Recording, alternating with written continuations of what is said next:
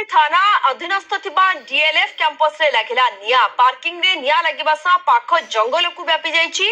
DLF campus भितरे निया लगी चारिआडे व्यापी जाइतला। खबर पाई चंद्रशेखरपुर अग्निशम बाहिनीर गोटे टीम दुईटी गाड़ी सह पहुंची निया लिभाइबा कार्य रे नियोजित होइछन्ति।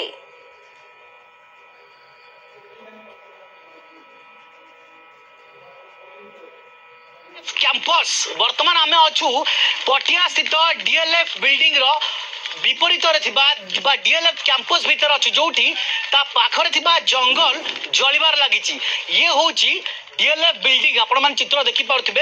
ये हूँ डीएलएफ बिल्डिंग एवं ये बिल्डिंग पाखरे ये बण अच्छी एवं ये बण चारिपाड़े वर्तमान आपण देखि पारुथिबे बण चारिआडे निया व्यापीची।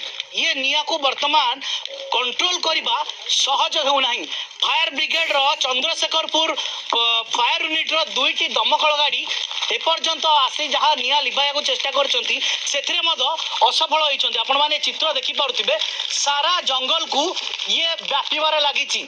ये निया आपण मान देखि पारुथिबे स्थानीय डीएलएफ रो किछि कर्मचारी माने अछंती, सिक्युरिटी गार्ड अछंती, फायर ब्रिगेड रो जो लोक माने अछंती समस्त अछंती, तथापि ये निया को कंट्रोल करि पारुना कारण निया चारिआडे व्यापीछि। एपटे निया अछि पाचिरी सेपटे निया अछि एवं जो कंचा डाल वर्तमान परिस्थिति एमिति जे कंचा डाल रे निया लागुछि। हां लागिसिन जमकल सब निहाती भाव वर्तमान सुधा निया लिबुनी लोक माने प्रयास करुचंती।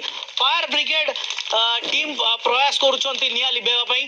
तेबे घटना सामना को आसुची जे काहेकि लागिला निया ये अत्यधिक तापमात्रा हेतु लागिला ना केही सुखिला जो गार्बेज अछि बा सुखिला जो पत्र रे किए पकई दैछंती निया कारण पाखरे दुकान अच्छी जदि किए कौन प्रकार धूम्रपान करुवे बा सिगरेट बीड़ी पिउथिबे तो सेठी मध्य निया व्यापीबार संभावना अच्छी।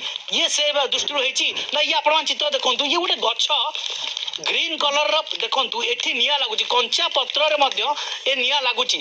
चारिआडे व्यापी गलानी निया एवं ये टोटाली जंगल ये जो चारि पाखे जो एजुकेशनल इंस्टीट्यूट अच्छी ये चारि पाखे एपटरे किंतु एठी जंगल रे निया लागिची। आपण मान चित्र देखि पारुथिबे सेठी फायर यूनिट अछंती चारिआडू होस पाइप पका जाउची।